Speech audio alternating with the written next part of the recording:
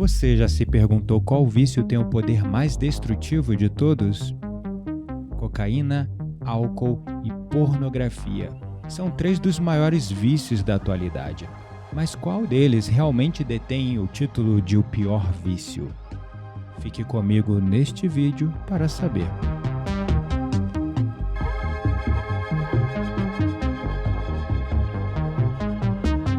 Professor Gabriel Menezes falando, e hoje vamos falar dos 3 vícios mais comuns e destrutivos. Compulsões que, além da questão de dependência química e mental, contribuem também para com a degradação gradual da moral e da alma de seus usuários, drenando sua energia e autonomia no processo. No vídeo de hoje vamos desvendar os impactos profundos que cada um desses principais vícios mais comuns tem tanto na mente, como no corpo e também nas nossas relações sociais. Prepare-se para descobertas surpreendentes e verdades inesperadas sobre esses vícios e como eles moldam, muitas vezes também e principalmente destroem vidas. Não perca esta, que é uma verdadeira análise reveladora que pode mudar a maneira como você vê esses vícios, principalmente a pornografia. E é claro, se você estranhou o fato de eu ter colocado a pornografia entre estes vícios, não se surpreenda, fique até o final do vídeo e você entenderá o porquê. Bom, sem mais delongas, antes de pularmos para qualquer conclusão, vamos analisar cada um desses vícios separadamente, com algumas informações bem básicas sobre cada um deles. Vamos começar pela cocaína. A cocaína é uma droga estimulante poderosa. Ela é conhecida por seus efeitos intensos e imediatos. Ela aumenta os níveis de dopamina no cérebro, causando uma sensação de euforia extrema. No entanto, essa alta é seguida por uma queda igualmente intensa, levando o usuário a um ciclo vicioso de uso contínuo e aumento das doses para fugir da depressão e da fadiga que vem de rompante logo após o uso.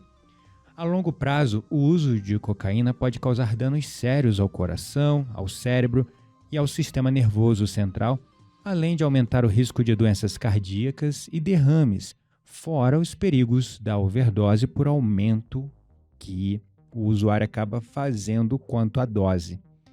Agora, vamos falar sobre o álcool. O álcool é talvez o vício mais socialmente aceito e difundido.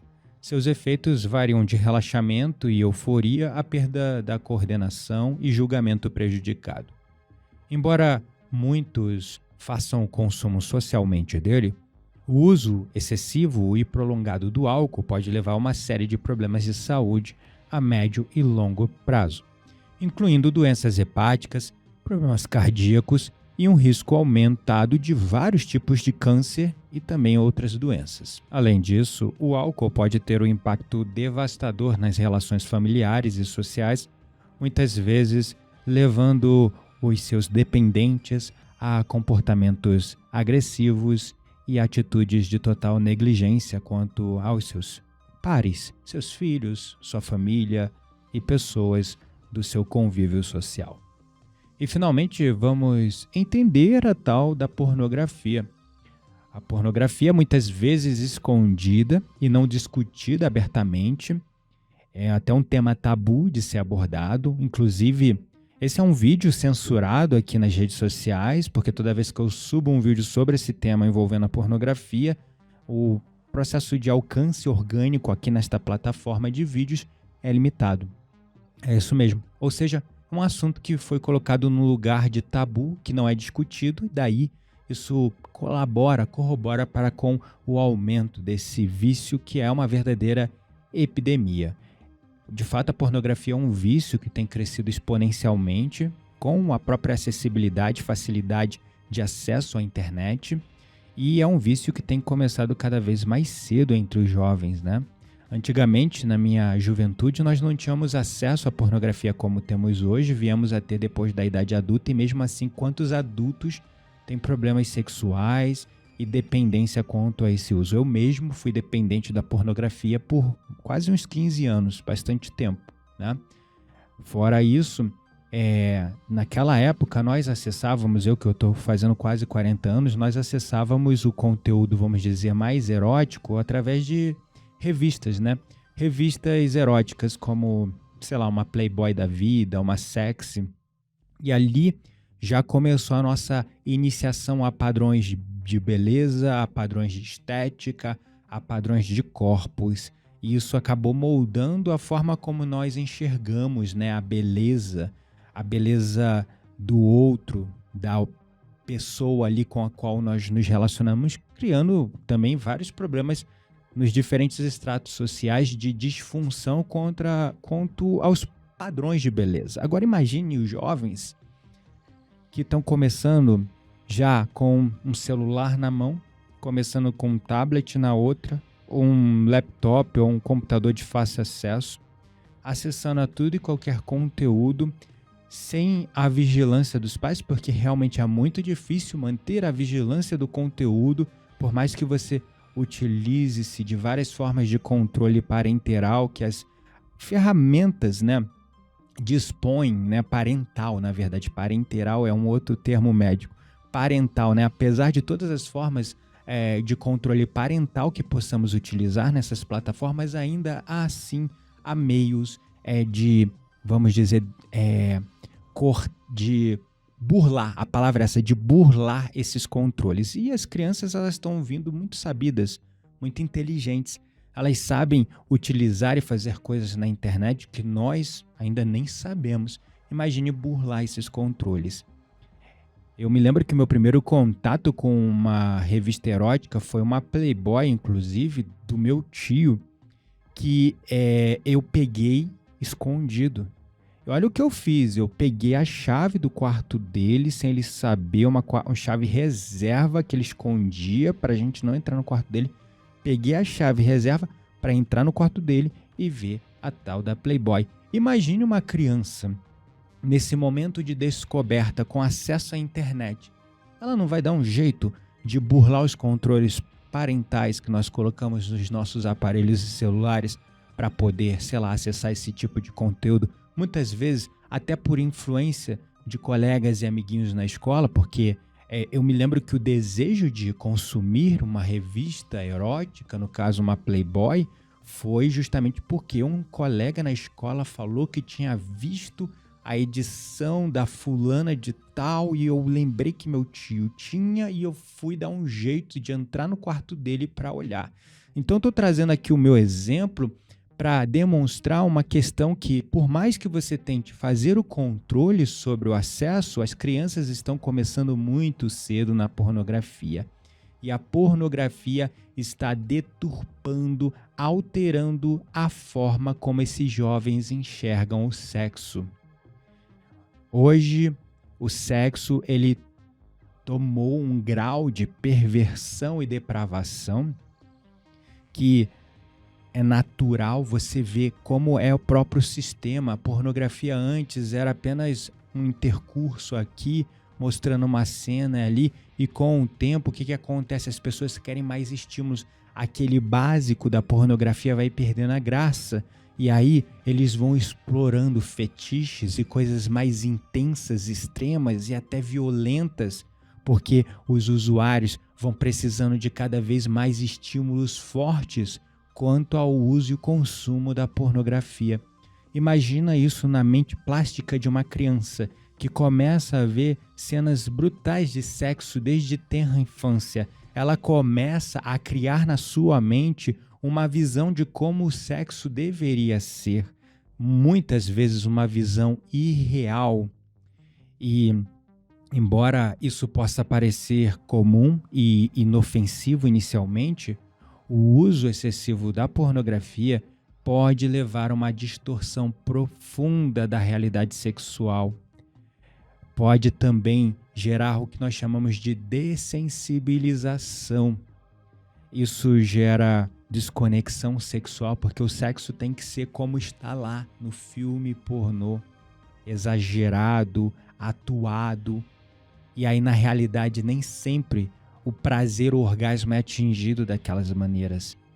Isso pode gerar no jovem adulto, quando começa a se relacionar, e até mesmo no adulto mais velho casado, problemas de relacionamento e uma desconexão emocional com parceiros ou parceiras reais, porque muitas vezes a pessoa, por conta de todas as complexidades que é ter uma relação sexual com a parceira ou com o parceiro, prefere recorrer a um filme pornográfico porque é mais rápido, mais prático, do que fazer todos aqueles trâmites e ditames sexuais necessários para haver o ato sexual, para haver o coito.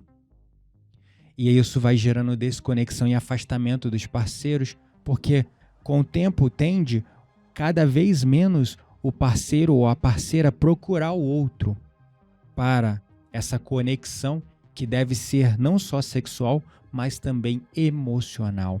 E aí, é claro, essa desconexão sexual leva a emocional e tudo isso pode ter causas profundas na própria pornografia. A longo prazo, como eu já disse antes, a dependência de pornografia pode causar uma dessensibilização de estímulos.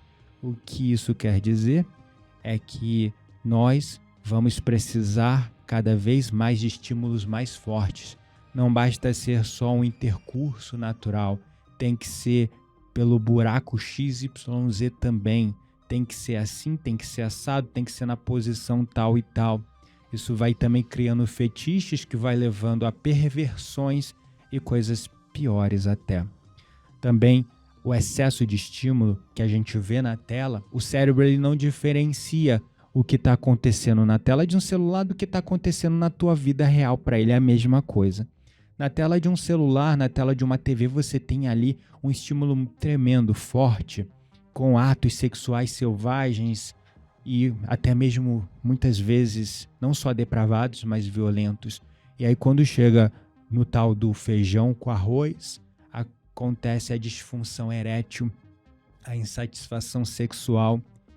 E, infelizmente, o mais perigoso disso tudo é que essa dessensibilização causada pela pornografia pode levar o indivíduo a um ciclo de busca constante por um material sexual cada vez mais extremo, estímulos cada vez mais fortes, cada vez mais quantidade e estímulos intensos. E isso vai eclodindo em outras formas de depravações e perversões que estamos vendo nessa nossa sociedade que está aos poucos se degradando moralmente.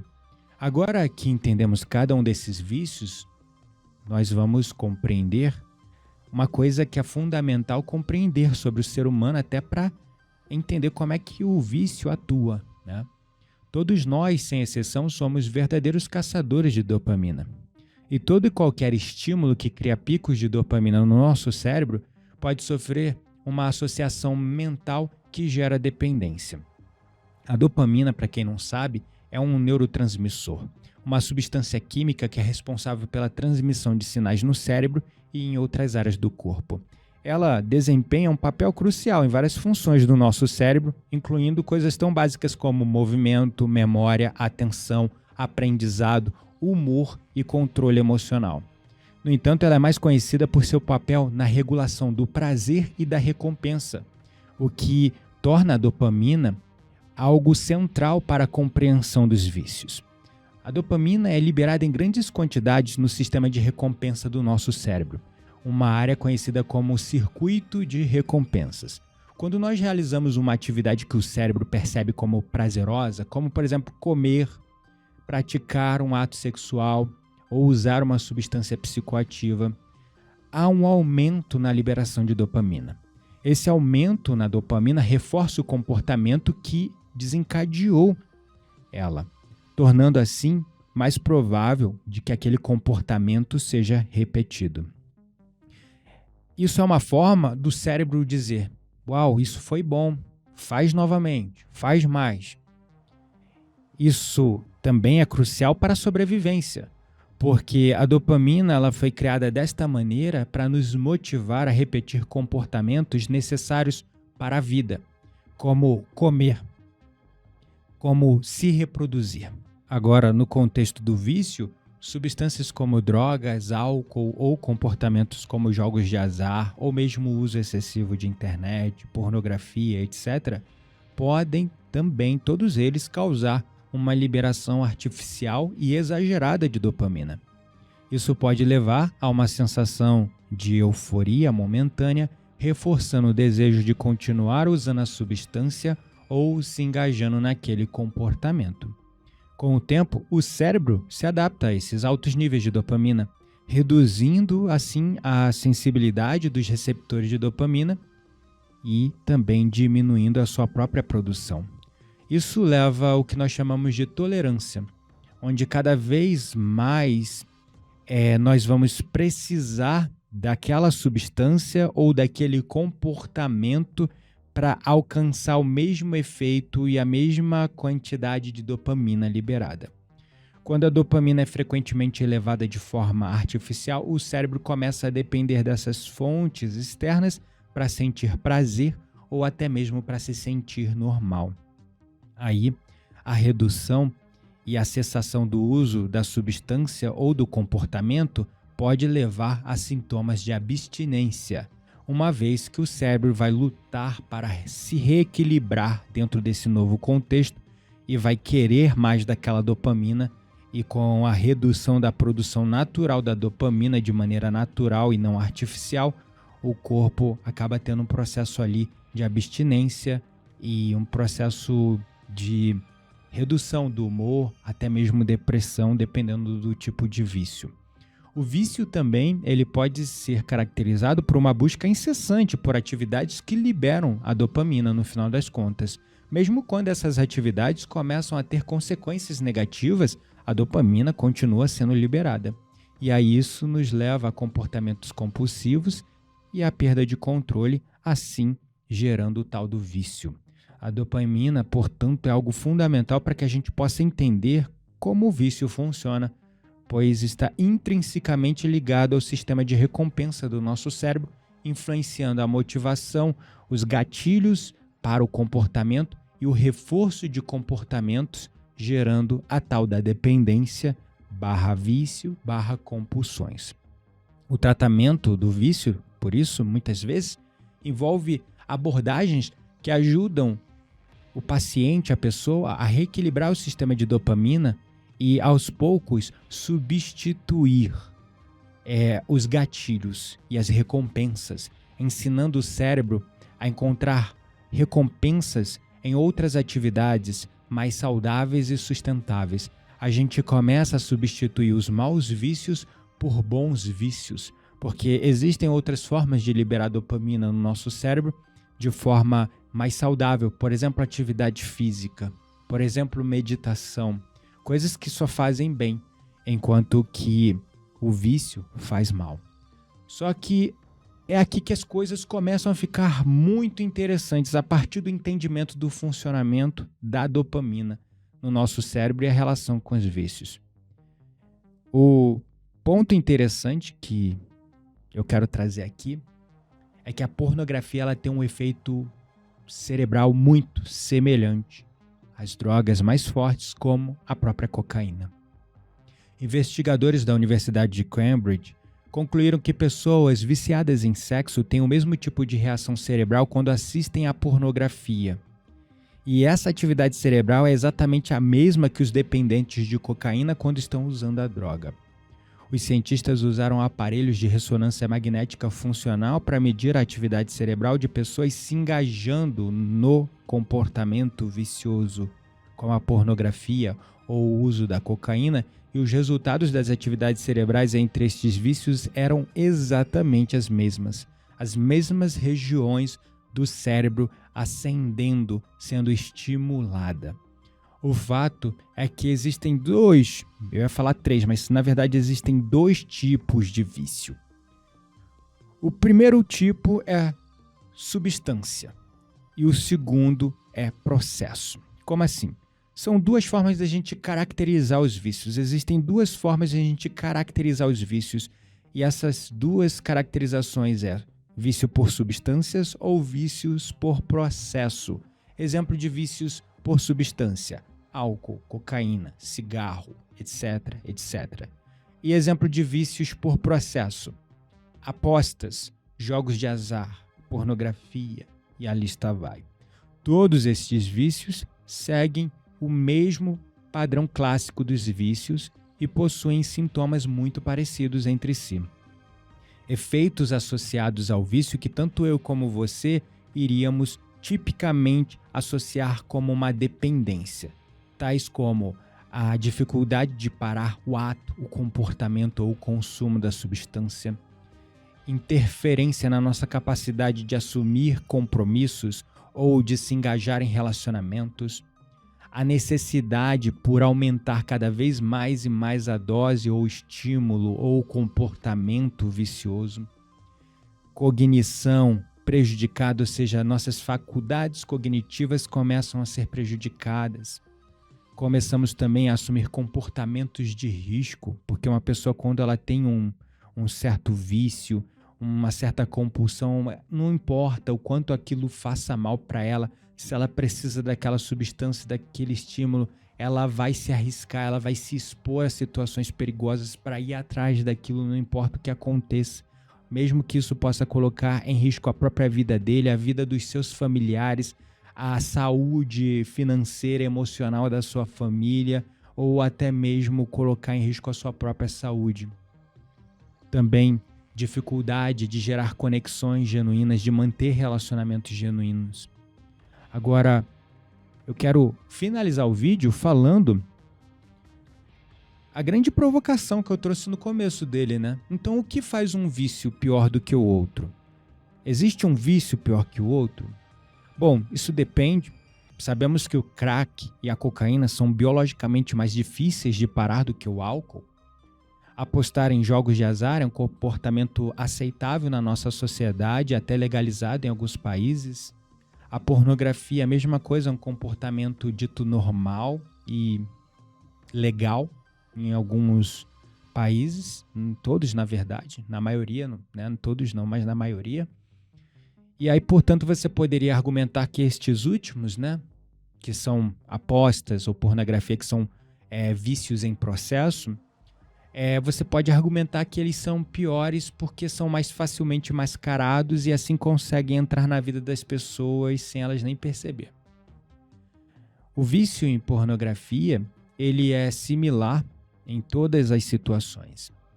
Ele tem os mesmos efeitos no corpo e na mente, gerando uma espécie de dependência química, e com o tempo vai demandando um aumento da dosagem com estímulos cada vez mais fortes. Além disso, a pornografia é mascarada como um hábito normal e comum na nossa sociedade, fazendo com que ela vá se infiltrando em nossas vidas sem nem ser percebida como algo nocivo e danoso. Eu mesmo, para perceber que a pornografia era algo que estava me prejudicando, eu levei muito tempo. E depois que eu gerei essa consciência, veio a culpa. Eu fiquei preso na culpa e não conseguia me libertar dela. Até eu entender os meus mecanismos, fazer todo um processo, toda uma terapia, todo um processo de autoconhecimento meu e substituir, por exemplo, esse mau vício por meditação e outras práticas para eu conseguir me libertar. Então, perceba, né? Foi uma coisa que na minha juventude era completamente normal. Todos os meus coleguinhas e amigos da escola e da rua, da vida, consumiam. Homens compartilhavam isso em grupos, no Facebook, no Orkut, ou em chats, no ICQ, no Yahoo, ou mesmo grupos hoje, né, do WhatsApp, coisa normal rolando em grupos, acontece normalmente. E ninguém fala, gente, isso é nocivo. E aí isso vai entrando na nossa vida e quando a gente percebe, a gente é dependente disso e não sabia. Aí a gente começa a fazer uma reflexão dos impactos negativos que isso causa na nossa vida. Aí começa a pesar a consciência e aí depois a gente tem que buscar recursos para superar, buscar ajuda para superar. Então, a pornografia ela tem essa característica que ela entra sem você perceber e se torna um vício sem você perceber e muitas pessoas replicam como algo normal sem nem perceber. Já as drogas, como a cocaína, além de serem ilegais, elas são muito caras. E você precisa se expor ao risco comprando ela geralmente em um lugar perigoso, com traficantes e pessoas nada confiáveis à margem da lei. A pornografia, no entanto, ela é de graça. Ela está ao alcance de suas mãos, na tela do seu celular, e ainda é encarada como algo normal na nossa sociedade. Mas você sabe o que é pior ainda? A pornografia é sexual. Qualquer envolvimento sexual, direto ou indireto, pode influenciar ou até mesmo esgotar algumas de nossas qualidades mais inatas e fundamentais. A nossa energia, a nossa disposição para fazer acontecer, a nossa vitalidade, a nossa capacidade de gerar conexões com as pessoas que nós convivemos, a nossa habilidade de cultivar e manter relacionamentos, coisas que são tão fundamentais para a gente funcionar bem na vida, no trabalho e no social. Então eu quero concluir que nenhum vício é pior do que o outro. Mas o vício em pornografia possui características muito únicas. E tais características fazem da pornografia um dos vícios mais difíceis de se libertar. O fato é que a pornografia destrói relacionamentos, frustra sonhos e acaba com famílias todos os dias. Isso sem falar dos impactos energéticos espirituais, que vai ficar como um assunto para um próximo vídeo aqui no canal. Mas a boa notícia é que não é um vício impossível de se libertar. O primeiro passo você já deu, chegando ao final desse vídeo, que é a conscientização, conscientizar, reconhecer, talvez eu seja mais dependente desse comportamento do consumo da pornografia do que eu imaginava. Então, o primeiro passo, a conscientização você já deu. O próximo passo é buscar ajuda qualificada. Por isso eu te convido a participar do detox de 14 dias de pornografia, um protocolo de 14 dias para te auxiliar a fazer um detox desse vício e assim fazer você conseguir enxergar que é possível se libertar e se ver livre desse hábito nocivo. Uma ótima forma de começar um novo ano e um novo eu na sua vida, melhorando a sua vida e canalizando a sua energia sexual para fins mais construtivos, para fins menos destrutivos e muito mais construtivos. O link para mais informações está na descrição deste vídeo ou em algum canto aqui na tela deste vídeo. Eu te vejo lá no Detox de 14 dias. Se você chegou até o final deste vídeo, esmaga o botão de like, se inscreve no canal e, por favor, compartilhe este conteúdo de utilidade pública. Gratidão é a palavra pelo seu apoio, suporte e atenção até aqui. Um beijo no seu coração. Até mais.